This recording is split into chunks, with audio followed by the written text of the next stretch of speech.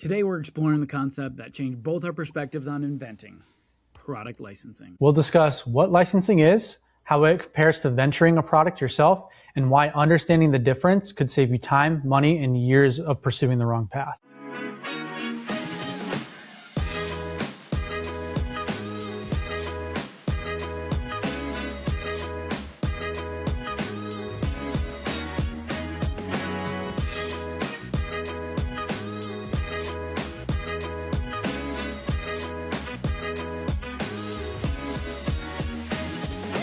Welcome to the Invent Tribe podcast, where we help inventors, entrepreneurs, and creators turn their ideas into real opportunities through product licensing, product development, and smart entrepreneurship. I'm one of your hosts, David Fedowa, and I've licensed 6 of my own products, and I've helped coach and teach 196 inventors to close their own licensing deals. And I'm Ian Navin. I'm an inventor and mechanical engineer with over a decade of experience developing products that fly, drive, launch, and defend. Each week, we'll discuss the ins and outs of product licensing, share real success stories from inventors just like you, and bring you conversations from industry leaders and companies looking for that next great idea. All right. So to jump into it, really excited to get into this topic. But first, Ian, tell us about you. Yeah, so thanks, David. I'm really happy to be a part of Invent Tribe. I think I do have a little bit of a unique background into product licensing. I've always been fascinated since I was younger with how things work, always taking them apart, trying to put them together. That led to me working with my dad on cars. And that was always really cool because people always thought it was so complex, but I was able to break it down, which was fun, and just figure out, okay, if I want to work on this transmission, I just take everything apart and just put it back how I found it. And I don't know if that's just how my brain works, but a lot of people think that can be complex. But that led me to, in high school, kind of getting into engineering a bit. I was able to take a class that we were building and racing electric vehicles, which was really cool.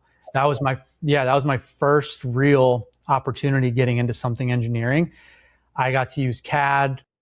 We manufactured stuff, machined things ourselves. I got to work with carbon fiber.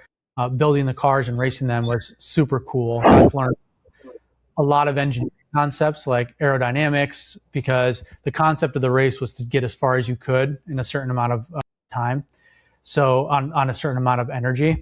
And so that really opened the door for me. That led me into, going into college and pursuing a bachelor's in mechanical engineering, later also getting my master's in mechanical engineering. In the meantime, I had the opportunity to work with my hands a little bit more. I got a job at a manufacturer who was in a lot of industries, aerospace, medical, automotive, oil tool, where I was able to get a job there and work on the production floor. I started working in the deburring department and finishing department, where I'd sit under a microscope for 10 hours a day, deburring parts. But it gave me a lot of valuable insights and knowledge that I don't think I would have gotten otherwise, just going through engineering and then getting an engineering job. It was really unique. I got to meet a lot of people, work my way up through those processes, chemical finishing, OD grinding, machining, lots of cool stuff. And they eventually, once I finished my degree, hired me on as a full-time engineer. So I got a lot of experience there. And from starting my engineering career, I got to work with a lot of awesome products. I got my own product lines, and that allowed me to get to understand the product development process, which I think is so critical to getting products from concept to launch. And that's where I think I have a unique experience, because a lot of the inventing, we kind of just stick in the concept realm, unless you have some expertise in the other things. But we get to leverage these billion-dollar infrastructures to do all the rest of the work for us. And so I've had experience in those infrastructures, getting things from concept all the way through, no matter if it's development with inside the company or from some of our customers. And we worked with a lot of customers, SpaceX, NASA, Boeing, and you name it, we were working with them. So that taught me really valuable lessons in product development. I actually worked on getting a new standard product all the way through to flight that was geared towards the space industry and pneumatics. So that was really neat. Very cool. Yeah, and then I made my way down to Florida from Connecticut, And now I work in a larger engineering industry, still in aerospace, but we work on engines, and so I get to work on these larger programs, still in development. So we're developing new technologies, and so that's still working from concept and bringing everything all the way through to flight and talking with customers and figuring out, what they need and trying to capture their needs within our products. And so this new job has taught me a lot more in depth with a lot bigger projects, a lot more money, and it just got my engineering and product development ability to be much more refined. So I think I bring that kind of background, and I think it's pretty unique and pretty cool because you bet yeah, it's unique. It's very cool. So yeah, and then at the same time with inventing, my perception was always TV, Shark Tank, like everybody. And I just didn't, once I started looking into it, because I always had a lot of ideas, in engineering, you look at everyday problems, and I always had the notes app in my phone filled out with ideas. And I just thought always I could do this one day, what Shark Tank does. And looking into it more, it was like so daunting with raising money, starting your own business, especially in the economy with just trying to get by and pay off student loans and get a house and all that, so. And invest hundreds of thousands of dollars launching a company. Yeah, it's scary. These business loans and going into more debt after you're just done paying off debt. So then I discovered, something that completely changed my perspective. And it made a lot of sense being within the industry is that companies don't create every product internally. In my industries, they typically do because we're a lot more niche and like really complex. But there's a lot of industries that don't do that, and they do that because they know they can't think of everything.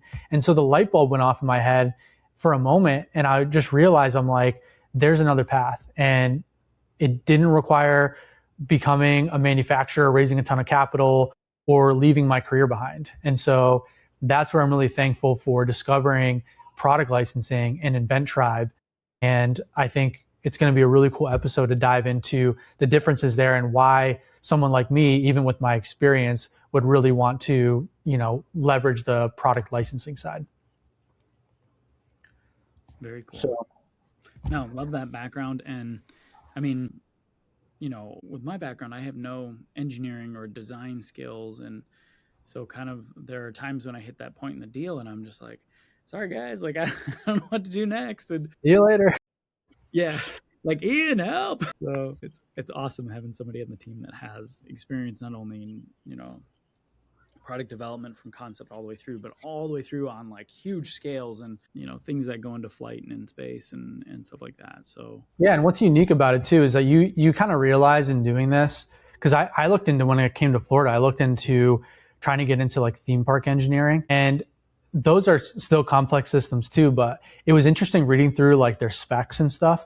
And you find out that the development process is the same for all the industries. So no matter if you're in aerospace all the way down to toys or kitchen, the development process is still the same. The requirements just change. So things can be easier to do or much harder to do. So it's really applicable across all these industries. And so it's been really cool to get to work in some of these industries now with inventing. Yeah. And like I tell everybody, like when you're licensing a medical device that goes in the surgical room and you're inviting a little gadget, little toy, it's the same process. Like, and absolutely, a lot of times the medical device, you're adding some zeros. That's about it. But you're also adding some hours into the development. So. Hours in development, some zeros onto the intellectual property, but also onto the royalty check, right? And so there's sometimes a little more risk in those higher level products. Risk and reward. Yep. So yeah, that's a little bit about my background. Why don't we tell the audience a little bit about what you were doing before licensing and kind of how you discovered it? Yeah, of course. So I back in what it would have been like 2007, 2006, I graduated college. I did a couple jobs and realized I kind of didn't, that wasn't going to be the life that I could pursue. And so at the time also I was working at a restaurant, and So I was a dishwasher, and I was like, man, I gotta figure something out here. And so I got the advice of like, go back to when you were a kid. Like, what did you want to do for fun? And then figure out how to make money at it. And so I was like, all right, I can do that. And so like going back to when I was a kid, I had an inventor notebook. Like I had all these ideas. I jotted them down and found my little journal. And I was like, this is it. Like, I'm going to go sell my ideas. And then that's what started me on my journey of like, all right, well, how do I make money at this stuff? And from there, that's when I found licensing. Kind of as I was approaching the world of inventing, I was looking at the venturing world, as Ian was kind of getting into. It's like it's huge levels of investment. And I mean, that wasn't even the biggest part that scared me. It was the fact that it was like, you got to run an entire business. Like you're getting out of the idea and product development world. And essentially you do that one time and then you build a business, your logistics and all that. I mean, this is the stuff that we're going to get into the webinar, but that's the part that freaked me out. And so I was like, I want to be a royalty check guy. Like I want to figure out licensing. And so that's how I kind of, my path meandered all the way into licensing. And once I figured out licensing, I was very direct on like, this is my path. I'm not going to deviate. And every decision was, is this going to bring me closer or further away from licensing? And so it made every decision pretty easy. Yeah, it's awesome that you just made that decision very decisive, and then you just rode that all the way through all these deals that you're able to get, which is so awesome. So with those deals that you were able to secure after going through the process, what made you want to kind of build a business around this? Well, so are you talking like the inventing licensing? Yeah, inventing licensing. I mean, you were doing other jobs before, you were saying, and then you found inventing licensing and you're like, this is what I want to do. And you were pursuing it for your own royalty checks. But what made you kind of think like, maybe I can sort of make a business out of this and start educating people? Mm-hmm. Yeah. So, I mean, you start going down this path and it's a lot of trial and error. And, when I got to the point of my first deal, I had screwed up a lot of deals before that. And I was like, once I learned how to close a deal, I looked back and was like, man, I could have fixed all those. I could have done a lot better. And so then when I ended up closing my first deal, I had a lot of people reach out to me and say, hey, can you help me? I've got an idea. And so I started just coaching people one-on-one. And more of them were like specifically around regionally where I'm at in Michigan, because I ran an inventors group. And so I was just kind of helping coaching my own little group. And I started seeing some successes, people getting their products licensed, and it kind of blossomed from there, right? As a lot of things do happen organically, because I saw a need for it. And this has always been kind of my running joke now, so I licensed 6 of my own products. And then since then, I've helped close 196 licensing deals for other people. So the running joke is I got good at doing my own products and I got great at helping other people close their own deals. So, but it's fun. I mean, it's amazing to see and help people go through that journey. And what it is like, you can only go through licensing your own product the first time, one time. Mm-hmm. But when you're a coach, you get to go through that every day with people and see that joy and see that excitement. I mean, it takes somebody, you're a different person when you actually license a product, because now you have the tools and ability to take an idea outside of your head and go make money with it. Mm-hmm. Like, to see that evolution and change in a human being is just so cool. Yeah, and I think we're both cut from the same cloth in that way, because that's what excites me about getting to do this coaching is, as much as I love pursuing my own products, I kind of get caught up sometimes in like other people's successes and helping them and seeing how excited they get, because I get excited too. But it's really neat to see people that, especially, we have younger people, older people. It's nice seeing people that have had these ideas in their heads for years and years finally be like, oh, there's a way to do this, and then succeed at it. It's a really rewarding thing to feel. And as much as I want to continue to get my own stuff done, it's almost more rewarding for me sometimes to see other people succeed. And my wife would say that I need to get my own product so that we can get excited about that. But I've always loved helping people in that way. So if I can get 196 people to license a deal to my 3 or 6 or whatever you have, I would be super ecstatic. Yeah, it's fun. It really is. It's cool. All right. So we probably should kind of get into, I guess, some of the main things that people always think about with inventors is, like I talked about when introducing myself, like I discovered the first time like Shark Tank. I had all these ideas and I'm like, this is what you have to do. And it's like, well, there's this other path that we discovered. So I guess to be really clear, because most people still ask us about Shark Tank when they hear about us, how would you best describe product licensing to, the everyday person? So, product licensing in essence is renting your product idea, that either that being the patent or the product, for a royalty. That's the simplest version of it, but there's hundreds of different ways to cut up the pie in terms of how the deal is actually structured. Is it exclusive, non-exclusive? Where is the exclusivity territorially? There's hundreds of different ways to do it, but keeping it simple, it's renting your idea for money. And so to be more specific on the terms, it's renting your idea for royalties or licensing your idea for royalties. And so, once, and that idea can be, trademarks, that can be products, that can be patents, that can be defined as a lot of different things. And so product licensing in a category is very broad, but there's essentially, if you have a product idea, there's two ways to take it to market: licensing or venturing, and then there's hybrids kind of both. But those are the two camps you're going to be in, one or the other, or a little bit of both.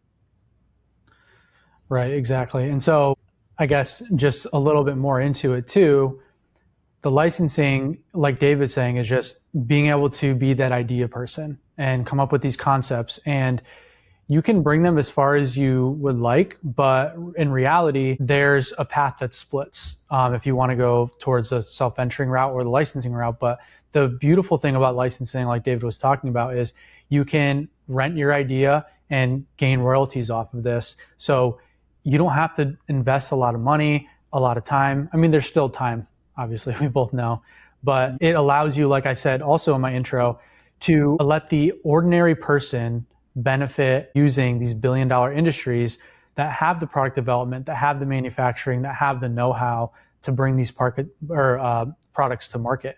So I think that's a really important part for people to know too, that product licensing is way simpler. It's leverage, but it can be way simpler in the fact that you don't have to be an engineer or have all this knowledge of manufacturing or business to get an idea out there.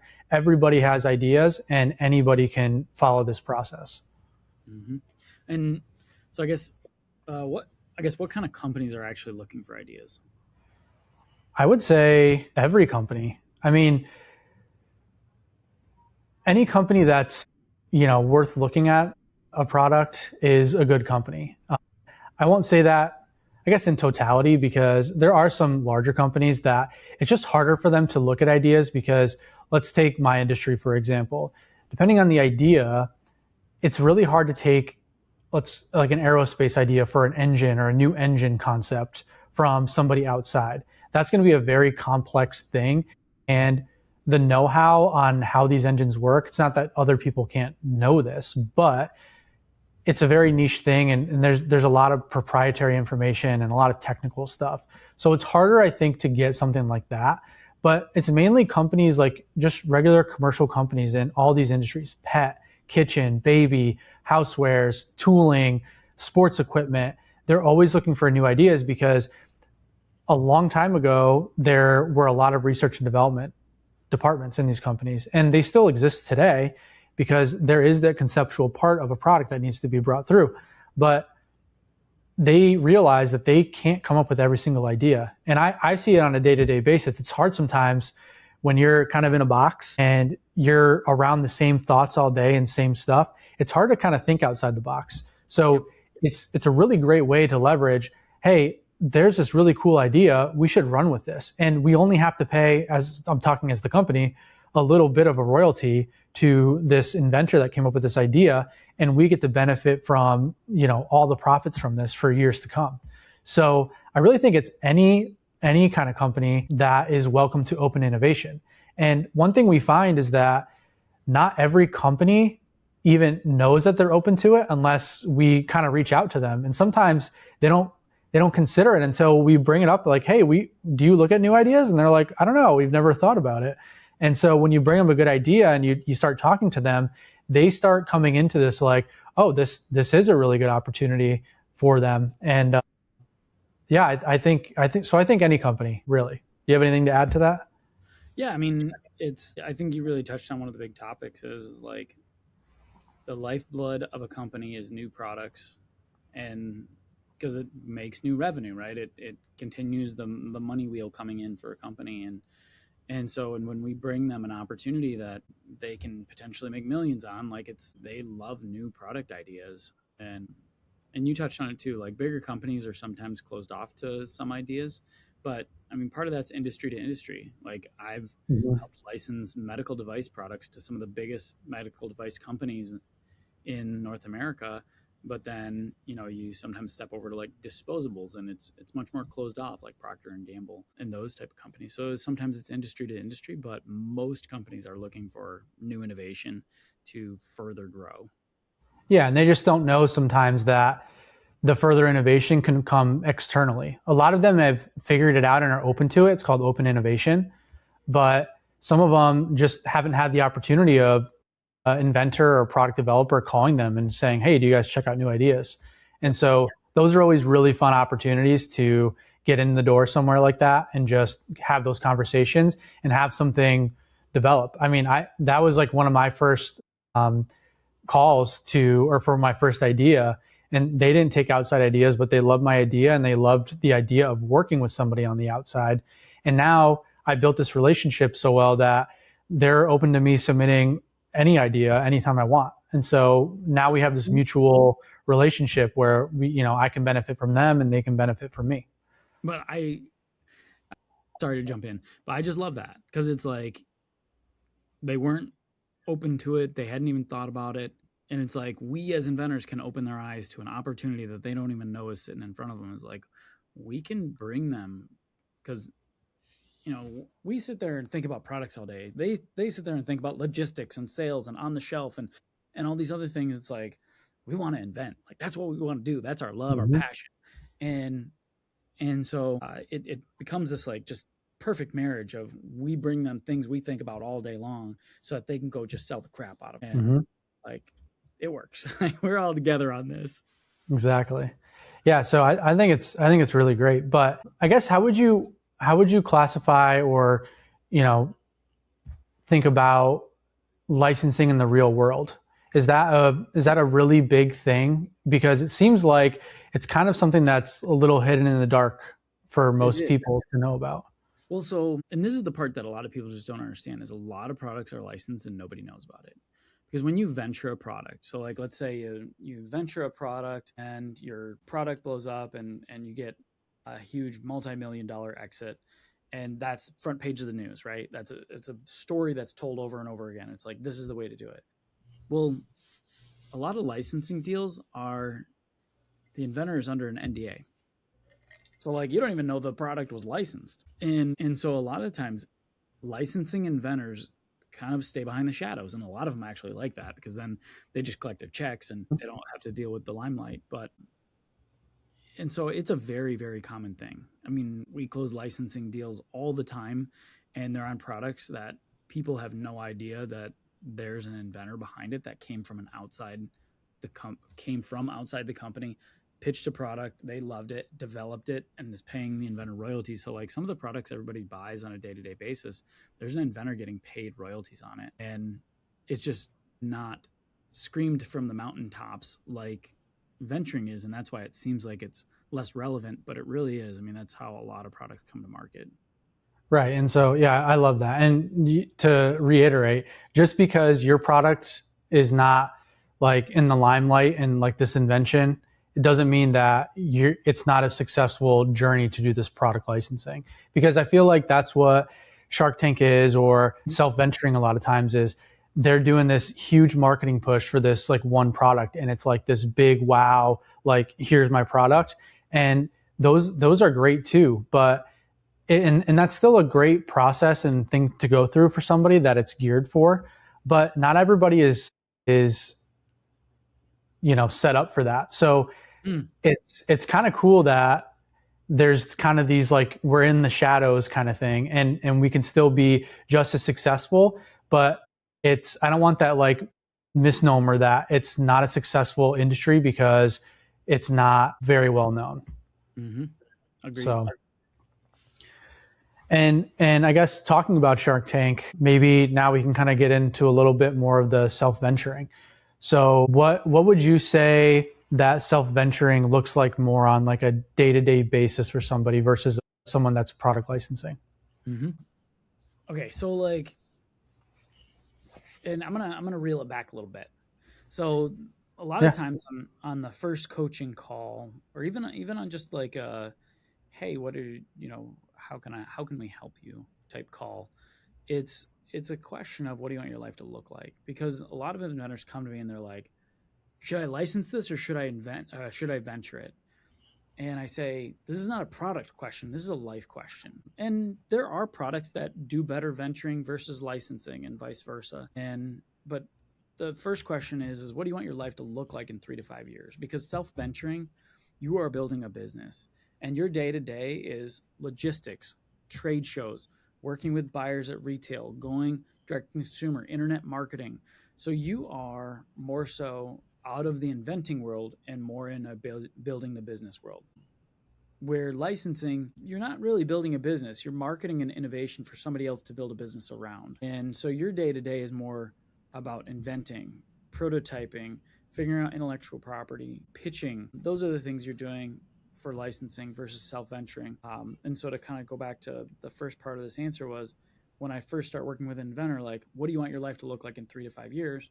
And when I start explaining self-venturing and licensing, it kind of comes down to like, do you want to be a mailbox money inventor where you're creating products and pitching them for licensing deals? Or do you want to build a business? And most of the time, every inventor has like this heart-to-heart moment where they're just like, that one or that one. They just know immediately, like, and when that dawned on me, I was so drawn to licensing. Like, that's the path that I want to take. I want to be a true inventor. I don't want to build a business. It was so like eye-opening because then every decision from that point forward was so easy.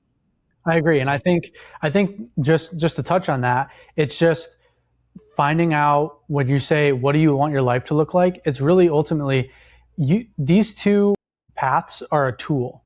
And what is your goal? So these two tools can get you to a goal. And the goal of product licensing, and for most of us that kind of get into this discovery, or when people talk to us, they're idea people most of the time. So they have this idea they want to do something with, and that going into product licensing is, do you want to get royalties off this? And it's not going to be maybe as huge as a royalty or what you can make off of a self-venturing product, but you don't have all that upfront investment, and then you can keep making ideas and just churning them out, right?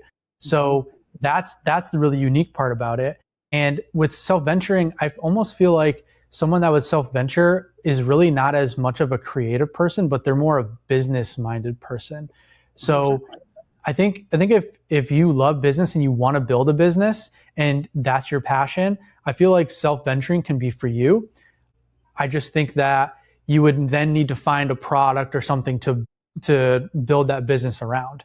Whereas most people that are creatives, we just have this cool idea and we want to see it out there. And it feels daunting to try to build a business around it because we don't want to build a business. We want to churn out ideas and like have fun with it. It's like we're the quirky, inventors in the basement making stuff. So I think that is really important for people to know and understand. And like you said, every time we lay this out for people, product licensing is the path that they choose. Well, I mean, I have had a couple people say like, oh, I want to venture, like that's it. But most of the time it really is licensing. Because that's because that's because a lot of times when we talk about the steps in the process, a lot of it can be the same, but eventually they veer. Oh, they definitely and there are people that are like those business-minded people and they love that. There are also people that we had that were like, okay, I'm going to self-venture this. I want to do this. And then they come to the realization as to what the self-venturing entails and the lifestyle that is. and they kind of come back to product licensing. Yeah. Well, like, so I think we talked about this, but I have a friend and it's tough because, inventing it's so emotional, it's so personal, and it's not just business.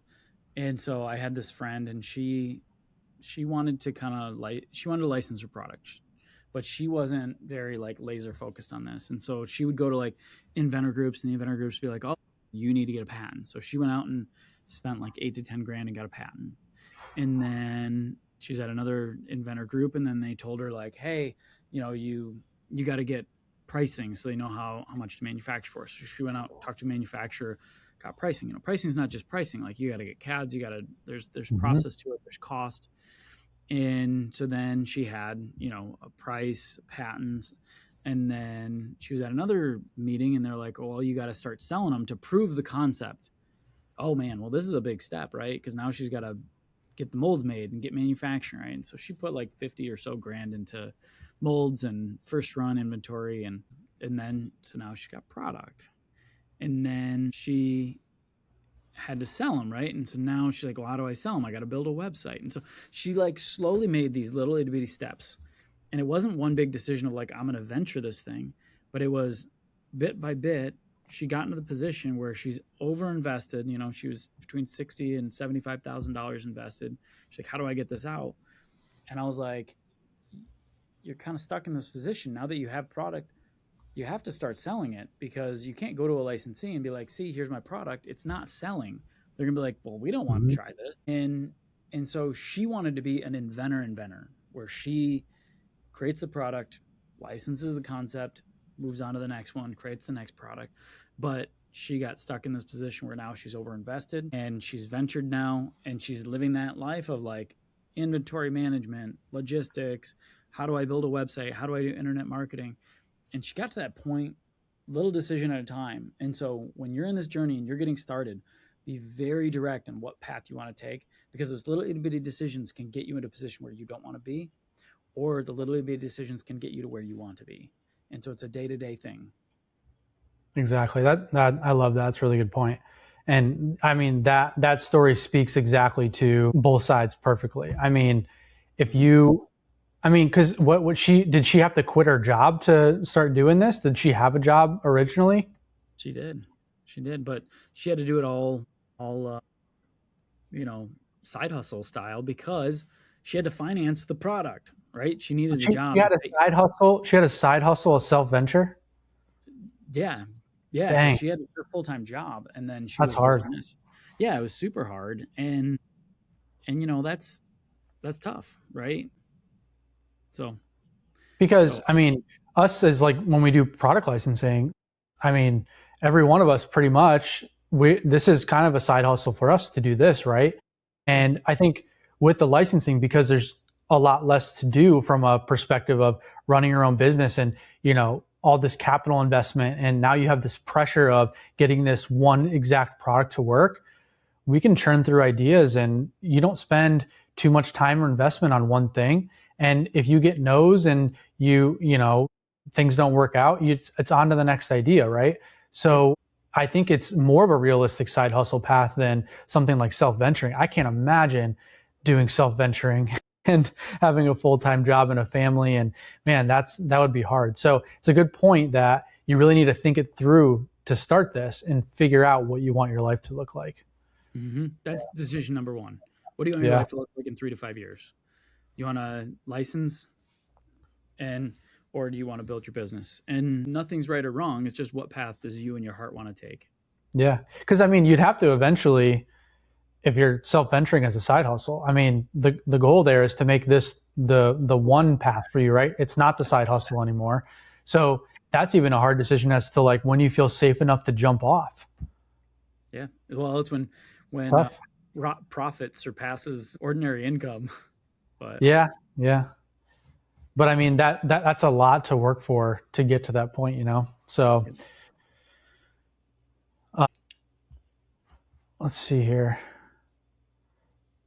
So I guess to summarize, so should we kind of summarize between self-venturing and licensing? So self-venturing, like David said, what do you want your life to look like? If you're self-venturing, you're building a company, you're figuring out manufacturing, inventory, warehousing, ads. You're figuring out how to ship product. You have to work with the customers, so a lot of customer service. You need retail relationships. You're probably hiring employees because doing all this already sounds crazy. And you have a lot more risk as far as financial risk because you're putting all this capital into this. You're lots of investment. And if things don't work out, it's really a lot of stress and pressure. Mm-hmm. And then on the licensing side, yeah, there's lower upfront risk for sure. And we get to leverage all these existing companies' infrastructure like we talked about. They have the product development, manufacturing, they already know suppliers, they have marketing people that do the ads, they have all the employees, they have the customer service, the shipping, the packaging, they have the distribution. It's insane what you're leveraging that you would have to build with self-venturing just through licensing. And then you get to collect royalties, which can be, around the 5 to 7% range. And depending on how David and, can structure your deal, that can be a decent chunk, depending on how much the product blows up. And we get to focus on those ideas and the fun, creative innovation that, if you're self-venturing, you have the one product typically, and you're just going through with that. And this way we kind of get to churn these ideas, and it's kind of really fun, and you kind of get to stay in the shadows like David talked about, but it's ultimately perfectly rewarding when you get to go to a store and see a product that you've, developed out there. And I guess most importantly, it doesn't require quitting your job really at any point until maybe you've licensed so many products that you're making millions and now you don't have to work. But it's definitely a realistic side hustle for most people. And, most people that we coach, like, this is a side hustle for them. Mm-hmm. And I mean,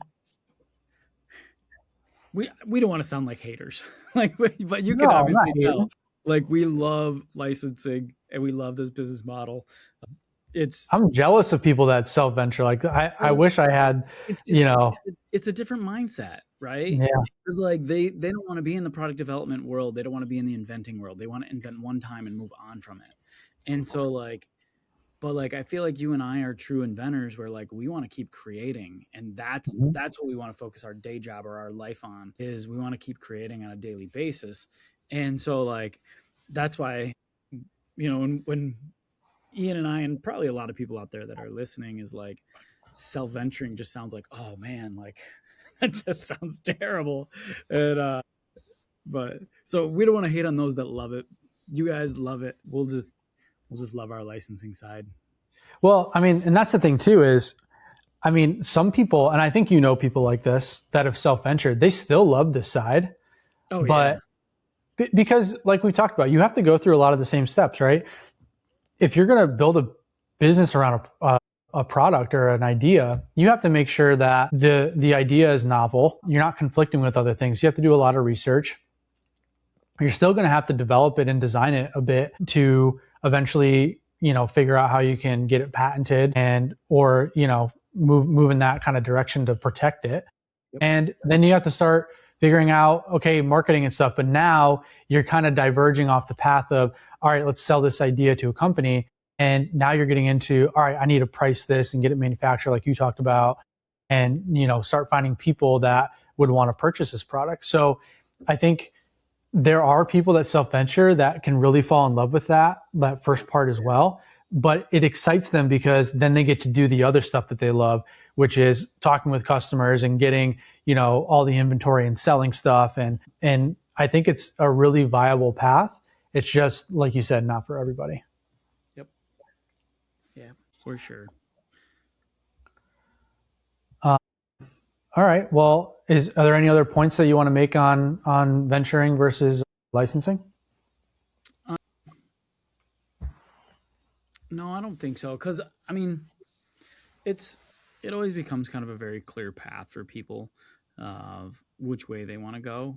And all I tell people, my advice is make that decision early and jump on one side of the fence or the other, because I work with people that sit on the fence and they're the ones that go nowhere. So be decisive.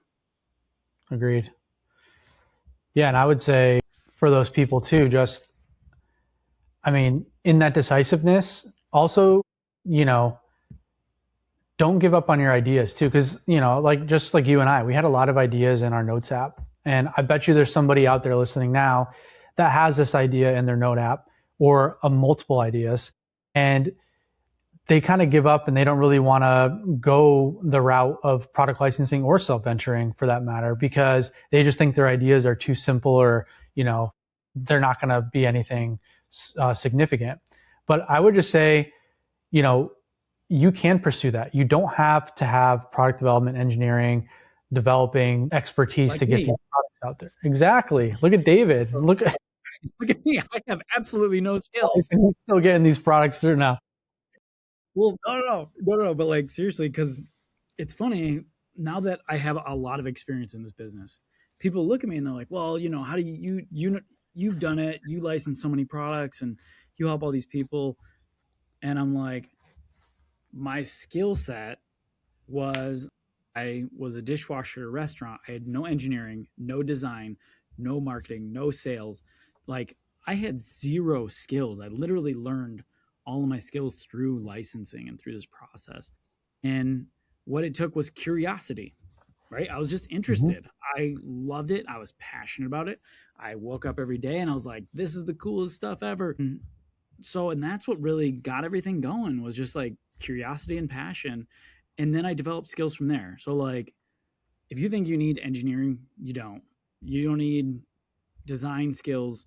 You just need to have an idea and passion and drive. And like so when and that's the part I talked to Ian about this is like I would rather coach somebody that just is passionate and curious than somebody that has all these skills. And that's the thing. I could take a group of 10 inventors that have that and get them to license more products than somebody, no offense, but Ian with somebody your skill level, right? I mean, I know you're passionate and you have that drive and curiosity. So like you're like triple threat guy, you've got it all.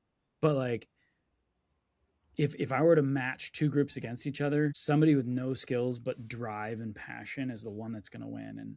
And so in my coaching perspective, when I get on the phone with somebody and they have those things, it's like, all right, now we just need to put structure around it. So like, Mhm. how does that structure work? And like, how does that coaching help guide somebody through that path is kind of the next place that I take people is because a lot of times we get inventors who are super passionate, super Mhm. driven, but like erratic with like, I'm going this way and this way, and I'm going to try surveys and like, I don't know where to go. And so, I mean, touch on that a little bit. Like how do we use our coaching to take somebody with all that passion and all that excitement and like direct them into a laser beam? Well, I think it's like you talked about. We have a very simple process, and I think it helps focus people on each step. And the goal for us, for everybody in each step, is to, like you said, we have people that are pretty erratic. You got to slow them down, and let's step through the process. And I think a lot of times the daunting thing for people is that some of those steps in the process don't seem that fun to them, right?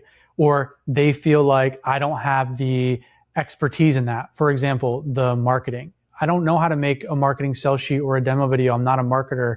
You know, I'm just a stay-at-home mom. I've never done anything like that, for example. And so for us, it's to teach people enough in those steps to get to the point where they feel confident enough in doing the next step and the next step that really I think is super important. And it's what you talked about. You learned all this stuff by doing it and you kind of fell in love with the process. And I think that's anybody really. I mean, yeah, sure. I went to school for engineering and I learned a lot of stuff. But one thing I learned in even engineering, you don't learn anything in engineering school. You learn how to learn. And so I learned everything that I learned for engineering on the job too. When I worked at my first company, we made micro hydraulics, like these little tiny parts. And now I work in a place where we make engines that are, you know, a million times bigger. And I didn't really know anything about engines, but I had the curiosity, I had the passion, and that's all really it takes. So we like to take people through the steps, build the confidence in those steps, and make sure they understand that you just have to become a master at the process, not at one single thing in the process. Because you could have 3D printing, prototyping experience. And a lot of times people get stuck in that step because they love it so much and that's what they know they're good at, but they're afraid to go to the next step. And so I think that's where we can really help people, is just build that confidence in those steps. Mm-hmm. It's the avoidance technique, right? I mean, we talk about this all the time, that it's a lot of times when people get to what we call step number 4, which is sales, and a lot of people revert back to earlier phases where you're building prototypes and such, because they're avoiding the fear of the rejection. I mean, we'll get into that later on another podcast, but creating a systematic approach, as Ian was saying, of like building people's confidence step by step. And as you continue to build it, it's not that you love the process. Because like a good example, I hated calling. I absolutely hated calling companies. I wasn't good at it. It took me like 2 weeks to build up the nerve and the energy to call one company, right? And I called them, I dialed, and I'm like sweating, and I'm like probably pale as a ghost.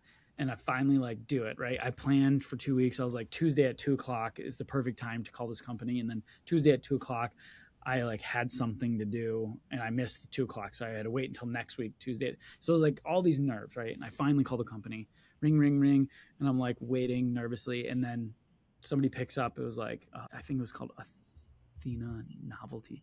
I forget the name of the company exactly, but they answer and I'm like, ugh, and I hang up on them because I was like, I just freaked out. Right? And so like, that's where I started with my calling experience. And like people see me now and like, it's like, I can just blast through calls and I love it now because I see it's a bridge to where I want to go. I want to license products. I want to crush deals. I want to put them all together. And it's like calling is just the way to get there. And I start to have fun at it. Yeah. And we talk about it all the time too. It's a numbers game, right? So you're not going to have 3 phone calls and get a licensing deal. People think it's that simple. I mean, you could call hundreds of companies, it depends on your product and the industry you're trying to get into. But if I think we've talked about this too. Like if you knew that your 100th call was going to get you that deal, you would blast through all those calls. How many companies would you call? I'd call 600 because I know I have 6 deals. You got to get in there and hammer that phone. Whoa. Where did we get a prop? I keep my hammer on the table to know that I'm going to hammer the phone. Yeah, but I mean, it's really that numbers game. And I mean, even my calling experience, I was super nervous at first too. But I mean, I just started. My funny story is I was super nervous. I was so nervous that I was I didn't want to make the call. And then like the first 10 companies I called, nobody even picked up. And so I kind of started getting a little frustrated. So then like the next companies I called, when someone picked up, I wasn't really nervous anymore. I was just like kind of irritated, but because I was expecting like everybody to be picking up the phone. But it's also funny you talk about being nervous because I've made hundreds of calls now too. And if I go like a week without calling people, and I go on meetings every day with top executives at like these like huge companies, and I'm calling these like little companies just asking like a customer service person if they look at ideas or their salesperson or marketing, and I find myself calling them getting nervous again, like it's my first time ever calling. My heart's beating a little bit, but I feel like that's because we're passionate about our idea, right? And it's almost excitement, it's not really nerves. Mm-hmm. Well, and I feel like there's part of it that if you don't have those little bit of nerves or those little bit of jitters, that's when I, as a coach, am a little bit concerned because like, well, maybe you just don't give a crap about your product. And because like, I mean, I still get those jitters, but like, I know what they mean. It means I'm excited to go get the deal.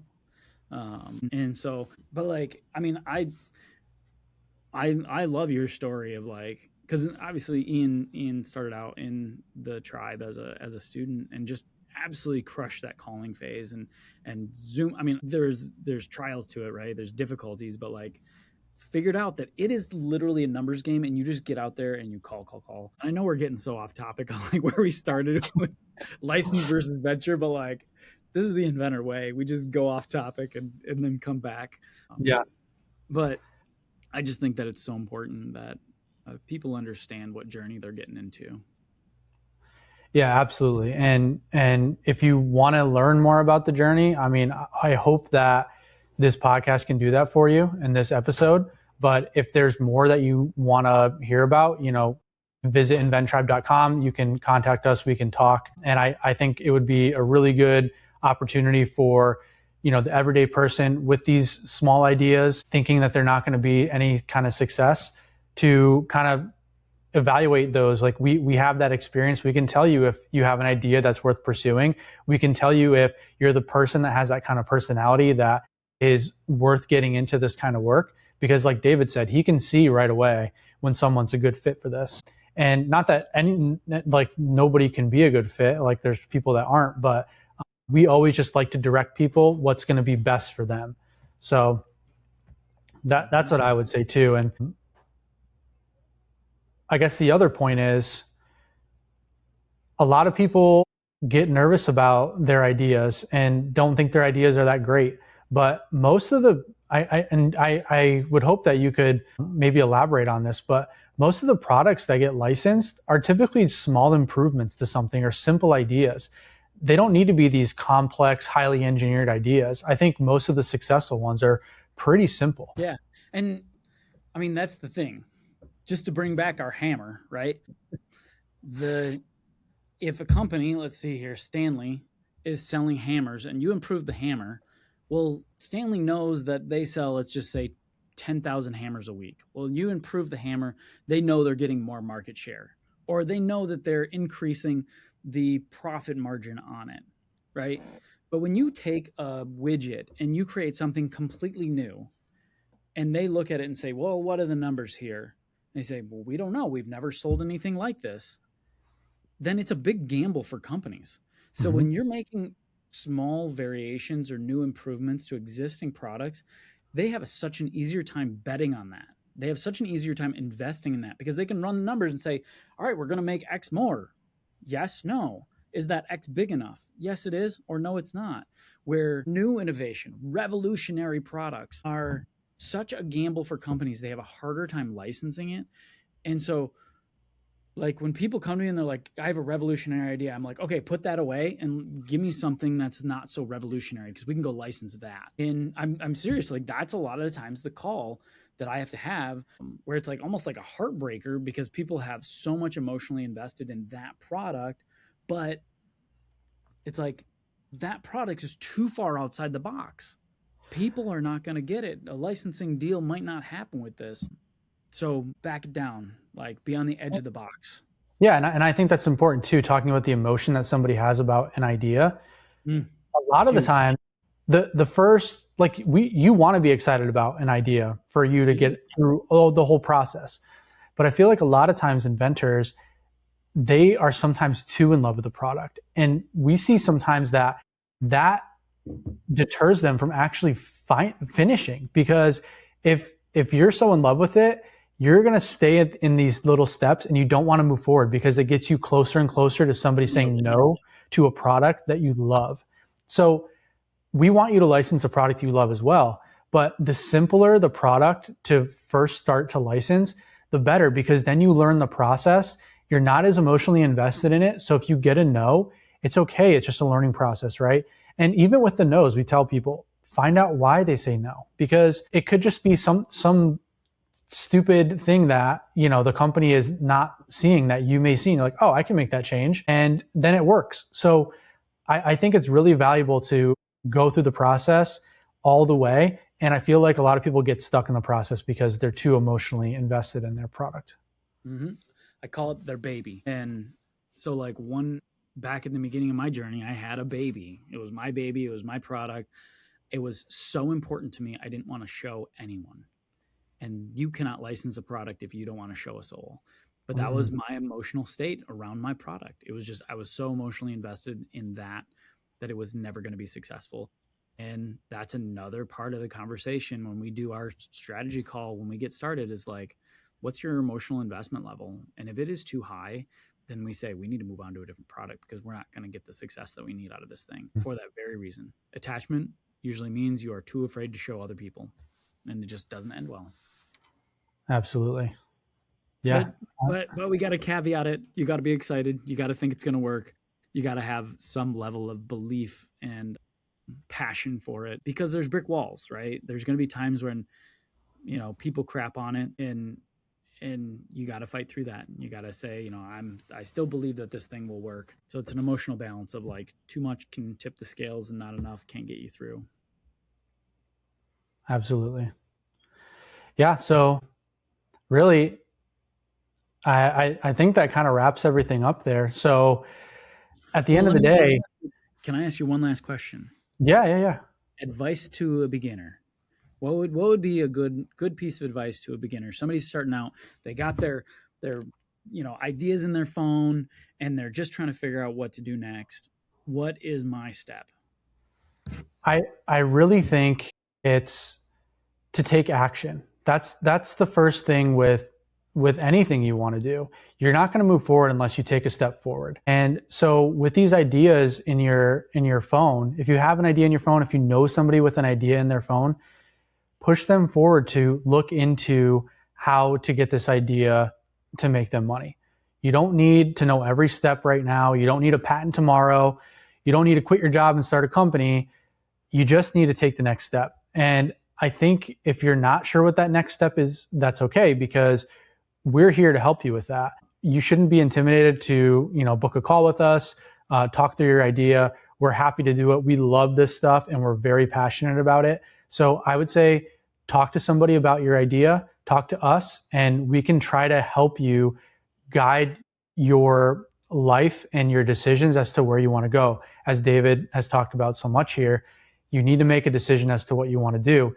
To make a decision, you need to talk to somebody, and to talk to somebody, visit inventtribe.com and we can have that conversation. But I think that for everybody, there's definitely a path worth pursuing, and we'll help you find that. Mm-hmm. And, we're here to ask you the questions, right? We're not here to tell you what to do with your life. We're going to ask you the questions for you to come to your own conclusions and find your own path. And, sometimes we're not the right fit for people, and that's cool. Like, everybody's got to take their own path, and we'll tell you that if it seems like sometimes it's not the right fit. I mean, we're going to be open.